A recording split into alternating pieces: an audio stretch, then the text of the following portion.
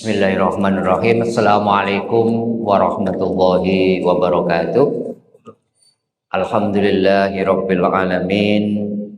Alhamdulillahilladzi an'amana bi ni'matil iman wal islam wa arsala rasulahu sayyidana wa habibana wa maulana Muhammadan rahmatan lil alam.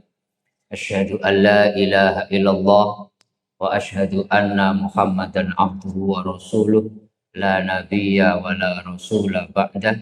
Allahumma sholli wa sallim wa barik ala sayyidina wa maulana Muhammadin wa ala alihi wa ashabihi ajmain. Rabbi shrah li sadri wa yassir li amri wahlul 'uqdatam min lisani yafqahu qawli amma ba'd. Saudara-saudaraku, para tamu Allah, jamaah salat zuhur Masjid Asy-Syifa.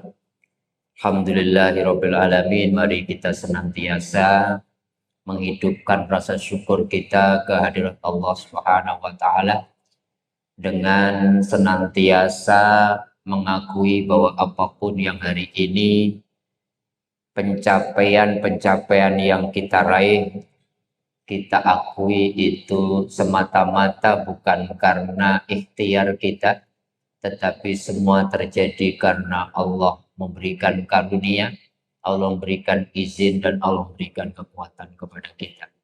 Maka syukur menjadi penting sebagai sebuah pengakuan akan hal itu, dan syukur kemudian kita ekspresikan sebagai terima kasih kita kepada Allah. Dan kata Ibnul Qayyim Al-Jauziyah, syukur itu menjadi benar kalau kita tidak sekedar mengucapkan Alhamdulillahirabbil alamin, tetapi menggunakan seluruh titipan Allah, seluruh karunia Allah untuk hal-hal yang Allah ridho, untuk bekal beribadah dan melakukan segala kebaikan dan amal soleh. La in syakartum la azidanakum. Mudah-mudahan dengan hadirnya kita di masjid, di rumah Allah, Masjid Asy-Syifa ini, dengan syukur yang senantiasa kita hidupkan, Allah senantiasa menjaga apa-apa yang hari ini Allah telah titipkan, dan semoga sebagaimana janji Allah, dengan syukur Allah senantiasa akan menambahkan nikmat karunia, kebaikan, dan segala kemuliaan yang lebih banyak lagi buat kita semua. Amin. Amin ya rabbal alamin. Bapak Ibu, para tamu Allah, pada kesempatan kajian zuhur siang hari ini, kita akan belajar bersama tentang 5 wasiat, 5 pesan sekaligus 5 tausiah yang disampaikan oleh Rasulullah SAW kepada seorang sahabat yang sangat populer, saya kira buat kita, namanya sahabat Abu Hurairah radhiyallahu anhu. Pesan ini termaktub dalam hadis yang diriwayatkan oleh Imam At-Tirmidzi. Bunyi hadisnya adalah, Abu Hurairah pernah mengatakan, saya pernah mendengar Rasulullah bersabda, may ya'khudhu anni haula'il kalimat faya'malu bihinna aw yu'allimu may ya'malu bihinna. Rasulullah mengatakan, siapa yang mau mengambil nasihat-nasihat ini, kemudian siapa yang mau mengambil nasihat ini sekaligus mengamalkannya, tidak sekedar mengamalkan, tapi juga sekaligus mengajarkannya kepada orang lain. Ketika mendengar pertanyaan ini, sahabat Abu Hurairah langsung menyaut dan mengatakan, faqala Abu Hurairah, faqultu ana ya Rasulullah, saya ya Rasulullah, saya yang akan mengambil nasihatmu, saya yang akan mengamalkannya, dan saya juga yang akan mengajarkannya. Maka ketika Abu Hurairah menyambut seruan Nabi dengan mengatakan, saya Kanjeng Nabi yang akan mengambil, mengamalkan, dan mengajarkan, fa'akhadha biyadi fa'adda khamsan. Maka kemudian Rasulullah meraih tangan Abu Hurairah dan kemudian menyebutkan ada 5 amalan, ada 5 nasihat, ada 5 hal yang kita bisa kerjakan yang saat itu dia nasihatkan kepada Abu Hurairah untuk kemudian menjadi pegangan hidup kita. Apa yang 5 itu? Pertama kata Rasulullah, ittaqil makarima takun a'badan nas. Jadi Abu Hurairah dinasihati Kanjeng Nabi yang pertama, jauhilah, tinggalkanlah, jagalah dirimu dari sesuatu yang haram. Maka kalau engkau mampu menjaga, melindungi, menghindarkan dirimu dari hal-hal yang haram, takun a'badan nas, maka kamu nanti akan menjadi orang yang nikmat ibadahnya, semangat ibadahnya, khusyuk ibadahnya. Ini penting nasihat Rasulullah kepada Abu Hurairah. Pertama adalah, ayo kita diminta Kanjeng Nabi memastikan apa yang kita bawa ke rumah sebagai nafkah keluarga kita, apa yang kita masukkan ke dalam mulut kita sebagai makanan, yuk kita pastikan halal. Maka kan Allah mengatakan, ya ayuhan nas kulu mimma fil ardi halalan thayyibah, hai manusia, makanlah dari apa-apa yang telah Allah titipkan jelas kehalalannya. Bukan sekedar halal tapi thayyib. Halal itu ya cara mendapatkannya halal, jenisnya juga halal, tapi juga thayyib. Thayyib itu baik.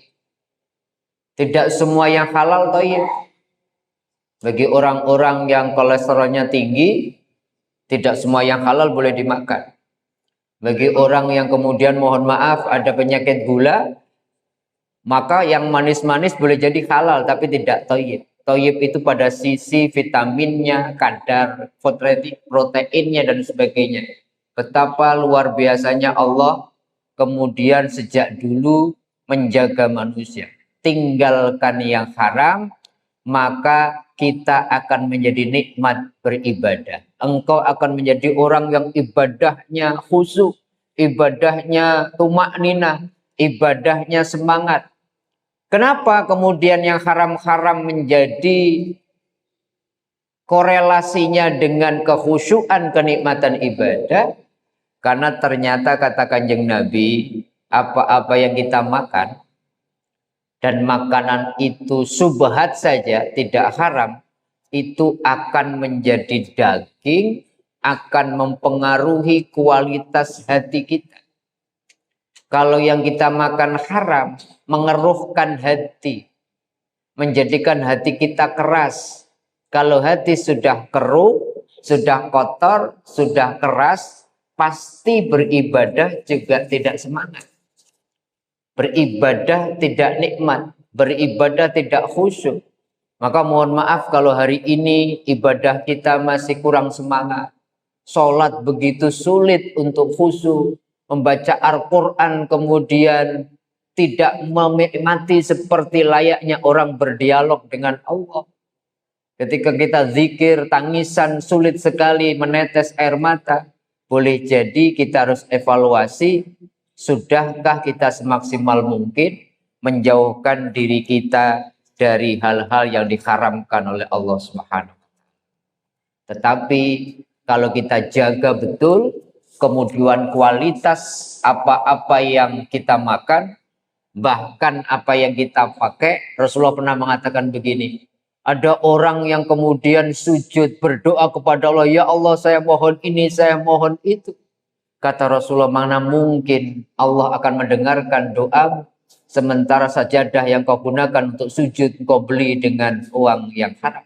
Sementara pakaian baju takwa, koko kamu yang kau pakai, itu juga engkau dapatkan dengan cara yang tidak benar. Bagaimana umrohmu, bagaimana hajimu, bagaimana segala hal yang kau kerjakan, bahkan sedekahmu diterima oleh Allah. Kalau kemudian kita mendapatkan harta untuk umroh, untuk sedekah, untuk haji, untuk membantu banyak orang, itu sesuatu yang bersifat Allah tidak ridho. Maka kalau kita mau menikmati ibadah kita, kalau kita mau menikmati bacaan Quran kita, kalau kita mau menikmati zikir kita, pastikan bahwa apa-apa yang kita makan, apa-apa yang kita pakai itu berasal dari Allah yang ridho. Halal, jelas kehalalannya. Bahkan di dalam agama Islam yang syubhat aja, kata Rasulullah, al-halalu bayyinun wal haramu bayyinun wa ma bainahuma asyubhat. Yang halal sudah jelas, yang haram sudah jelas, yang belum jelas antara halal dan haram namanya syubhat. Kanjeng Nabi mengatakan barang siapa meninggalkan yang syubhat, maka dia sudah menjaga ketakwaan dan hatinya. Tapi barang siapa masih mau makan mengambil yang syubhat, sama dengan seperti orang mengembalakan dombanya di tepi area yang dilarang oleh kebun orang lain, sehingga dikhawatirkan sangat mungkin kita melanggar, jatuhnya syubhatnya, jatuhnya ke haram. Jadi yang pertama, Rasulullah mengatakan kepada Abu Hurairah, tinggalkan yang haram, maka engkau akan bisa menikmati ibadah-ibadah. Yang kedua, Bapak Ibu yang dimuliakan Allah, apa yang dinasihatkan Rasulullah kepada Abu Hurairah? Yang kedua adalah wardho bima qasamallahu laka taghnun aghnan nas. Nasihatnya sederhana, tetapi tidak mudah kita kerjakan. Rasulullah mengatakan apa? Wardho bima qasamallah, ridhoilah, terimalah dengan senang hati apa-apa yang telah diputuskan Allah buat kita. Maka kalau kita bisa ridho atas apa-apa yang telah diputuskan Allah buat kita, ditakdirkan Allah buat kita, maka kita akan menjadi orang yang kaya. Nah, kaya di sini bukan maksudnya kaya harta, tapi ghinan nas, orang yang kaya hati, selalu merasa cukup. Itu diawali kalau kita bisa ridho menerima apapun yang telah Allah takdirkan buat kita. Orang-orang yang bisa menerima apa yang Allah takdirkan buat kita, ditakdir sakit dia terima, ditakdir kesempitan rezeki dia terima, ditakdir gagal dia terima, ditakdir apapun dia terima. Orang-orang seperti ini melahirkan sifat qanaah. Qanaah itu betul-betul orang yang paling menerima apapun yang diberikan Allah, yang dianugerahkan Allah, dia terima dengan senang hati. Karena orang qanaah itu yang dilihat bukan pemberiannya, tetapi siapa yang memberi. Kadang mohon maaf kalau kita diberi sama orang yang kita cintai, kadang-kadang pemberiannya tidak seberapa kan. Cuma dikasih sapu tangan, mungkin cuma dikasih hadiah tangan sederhana, gelang yang mungkin murah sekali. Tapi karena kita lihat orang yang memberi adalah orang yang kita muliakan, kita jaga, senang sekali, ridho akan pemberian itu. Maka kalau kita mau pandai menjadi orang yang qanaah, jangan pernah melihat pemberiannya, tapi lihatlah Allah Sang Maha Pengasih yang memberikan titipan rezeki kepada kita. Selain qanaah, orang yang ridho itu pasti orang yang pandai bersyukur. Gampang sekali dia berterima kasih kepada Allah. Dan biasanya kalau orang sudah qanaah, dia pandai berterima kasih sama Allah, dia terhindar dari sifat iri dan dengki. Dia kalau sudah nerimo, qanaah, menerima apapun pemberian Allah, dia enggak iri sama pemberian Allah buat orang lain. Orang yang iri dengki itu kan gara-gara dia pengen. Dia merasa Allah keliru. Kok memberi orang lain lebih banyak dari apa yang kita beri, apa yang Allah berikan kepada kita. Nganggep kemudian Allah salah. Maka kalau orang ridho, dia bisa qanaah, dia bisa bersyukur, dan dia terhindar dari sifat iri dan dengki. Karena ridho inilah Bapak Ibu yang dimuliakan oleh Allah, Rasulullah mengajarkan satu doa yang indah. Doanya adalah wa as'aluka ridho ba'dal qada. Ya Allah, jadikan aku punya sifat ridho terhadap qada atau takdir yang telah Engkau tetapkan kepada diriku. Maka ada ucapan sekarang yang populer, qadarullah. Ya. Kita sering mengucapkan qadarullah. Qadarullah itu berarti apa? Allah telah menetapkan segala sesuatunya. Tapi sayangnya ketika kita mengucapkan qadarullah hanya untuk takdir-takdir yang baik. Sukses bisa mengatakan qadarullah, alhamdulillah, tadi semuanya lancar. Qadarullah. Tapi untuk hal-hal yang gagal, untuk hal-hal yang sakit, hal-hal yang tidak menyenangkan, masih sulit kita mengucapkan itu qadarullah. Padahal salah satu rukun iman yang keenam adalah apa? Beriman kepada qada Allah, baik yang tidak menyenangkan maupun yang menyenangkan. Kalau yang menyenangkan, enak sekali enteng mengatakan qadarullah. Tapi ketika sakit, bayangkan Nabi Yunus mengatakan ketika sakit, apa yang disampaikan oleh Nabi Yusuf? Inni masaniyad dulu wa anta arhamur rahimin. Saya ridho atas sakit yang kemudian kau berikan. Nabi Ayub mengatakan, saya ridho ya Allah atas sakit ini. Dan saya yakin sakit ini adalah wujud kasih sayang.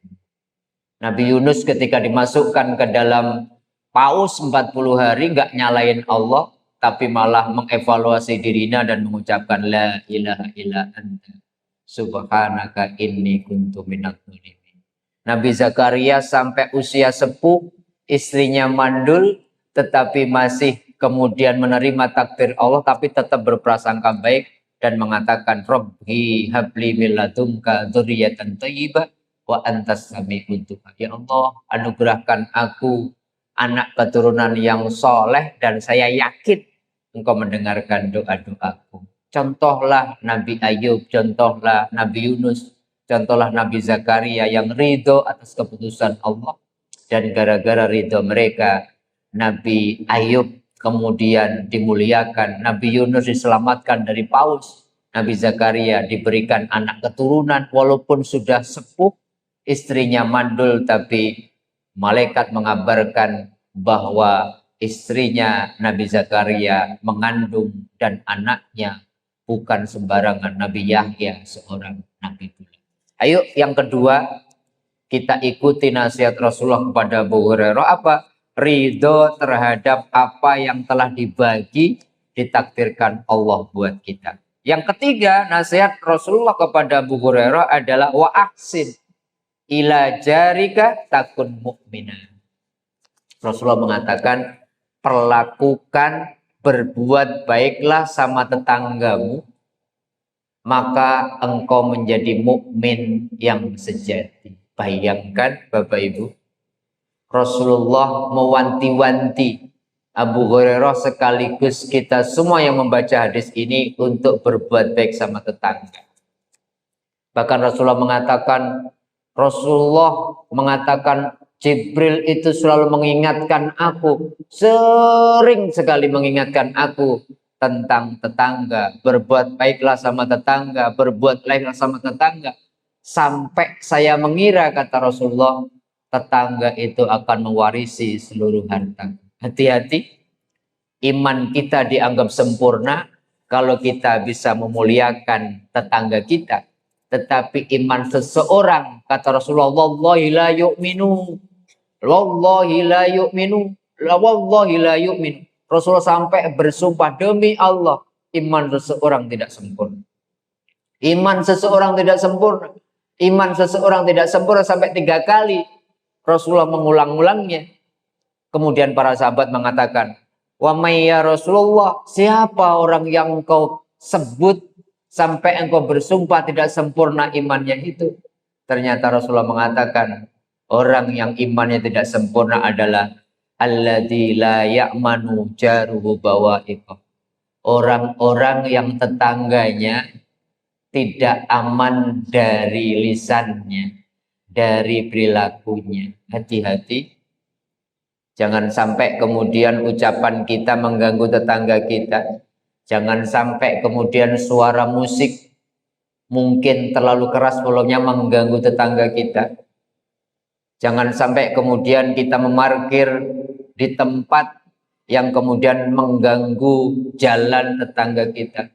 Sampai segitunya Rasulullah memberikan indikasi bahwa kalau imanmu mau sempurna, berbuat baiklah, perlakukan tetanggamu dengan perlakuan yang terbaik. Menggunakan kata-kata wa ahsin di atas kata khair.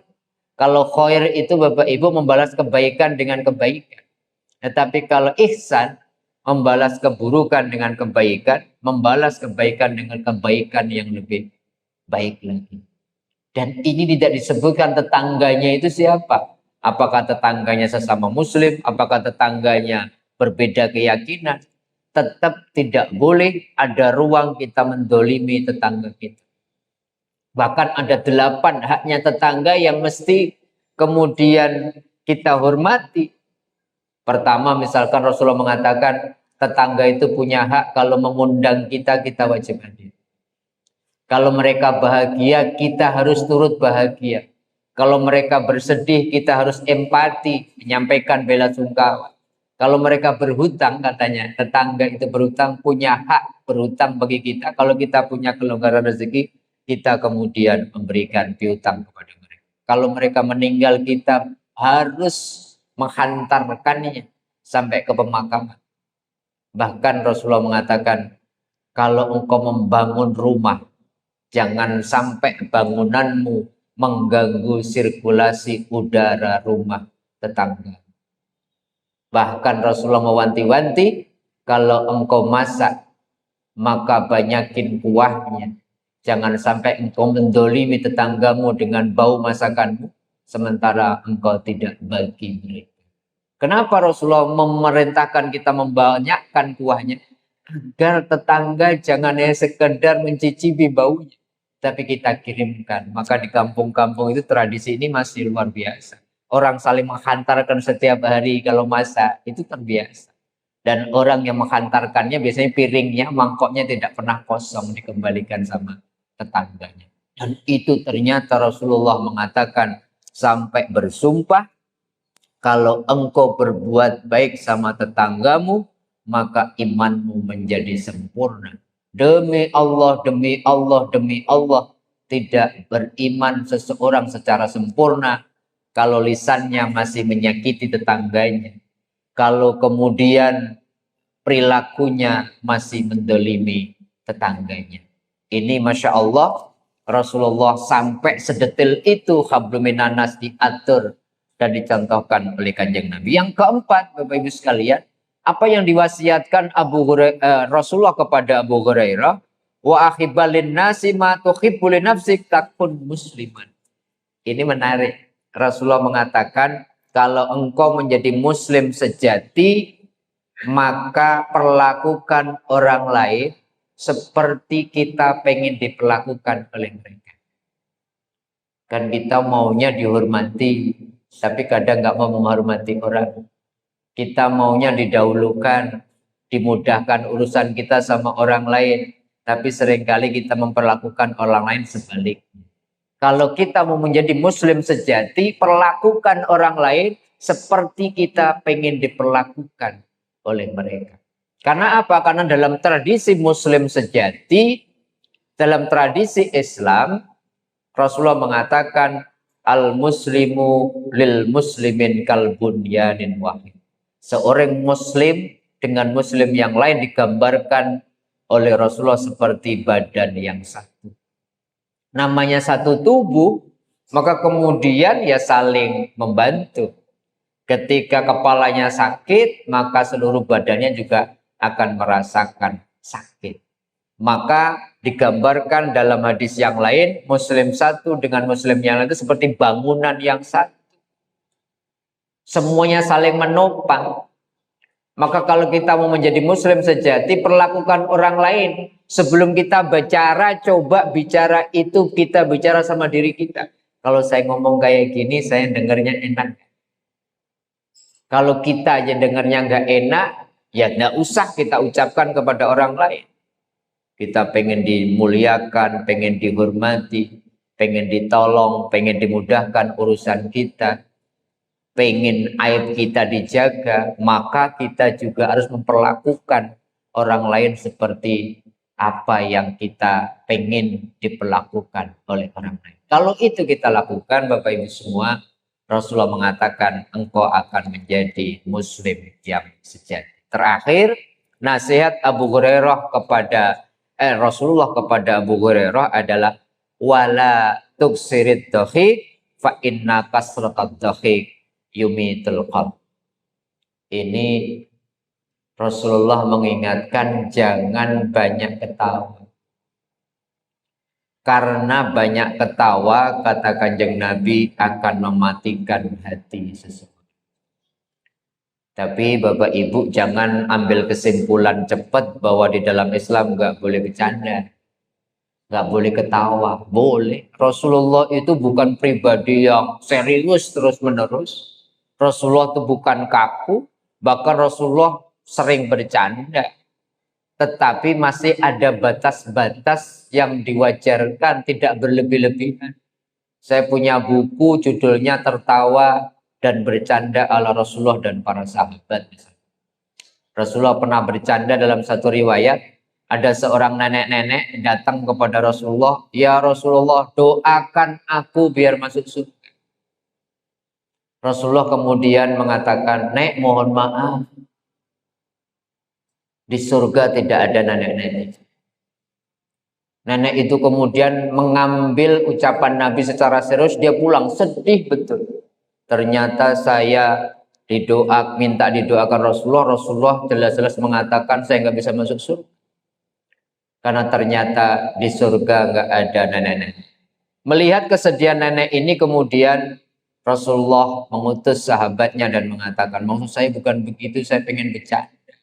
Nek, kenapa saya bilang di surga nggak ada nenek-nenek? Nanti di surga digambarkan dalam surat Al-Waqi'ah itu semuanya perempuan-perempuannya perawan lagi dan umurnya di antara hadis itu 27 sampai 30 tahun.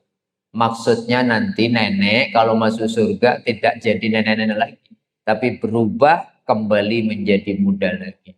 Bercanda Rasulullah. Banyak sekali candaan Rasulullah dan ketika melihat para sahabat bercanda, Rasulullah kadang-kadang nimbrung. Jadi jangan bayangkan Rasulullah pegang, Rasulullah serius terus. Tetapi yang dimaksudkan di sini wala tuksirut dhahik.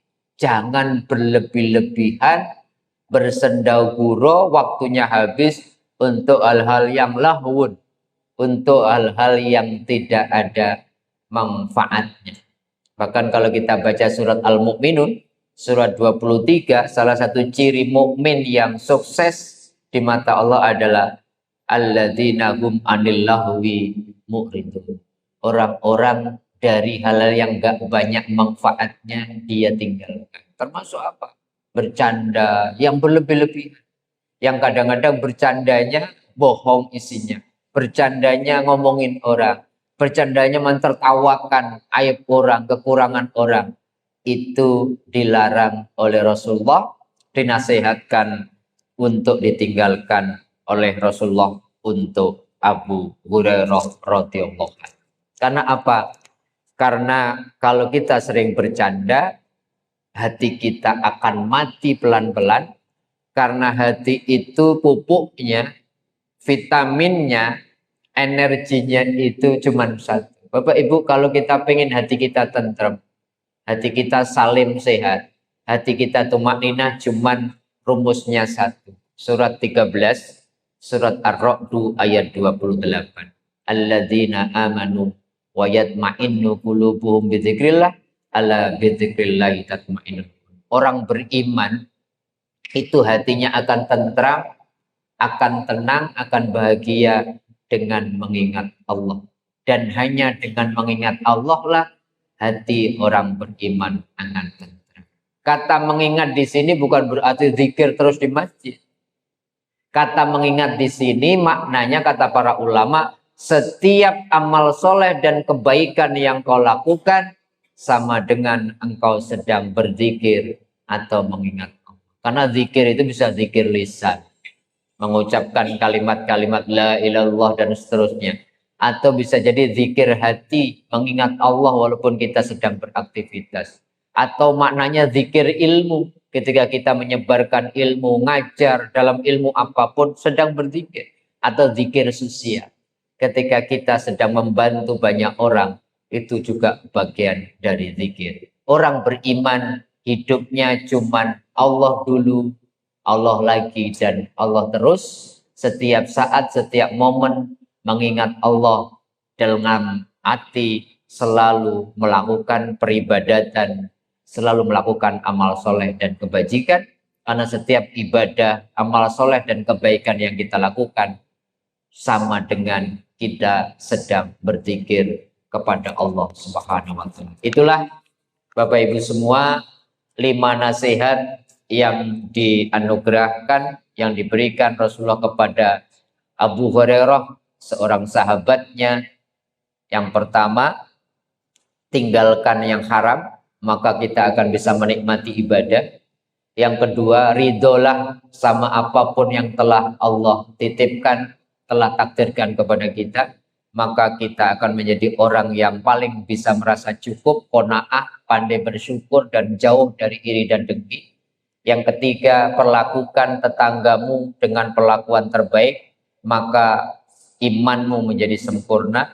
Yang keempat, berbuat baiklah, perlakukan orang lain sebagaimana kita ingin diperlakukan orang lain. Dan yang terakhir, Rasulullah mengatakan jangan banyak ketawa, karena ketawa pelan-pelan akan mematikan hati seseorang. Mudah-mudahan yang 5 ini kita bisa mengerti, kita bisa renungkan, kita bisa tadabburi, dan semoga 5 nasihat ini kita bisa amalkan dalam kehidupan kita sehari-hari. Amin. Amin ya rabbal alamin. Mudah-mudahan ada manfaatnya. Mohon maaf apabila ada yang kurang berkenan. Subhanaka Allahumma bihamdika asyhadu an la ilaha illa anta astaghfiruka wa atubu ilaik. Assalamualaikum warahmatullahi wabarakatuh.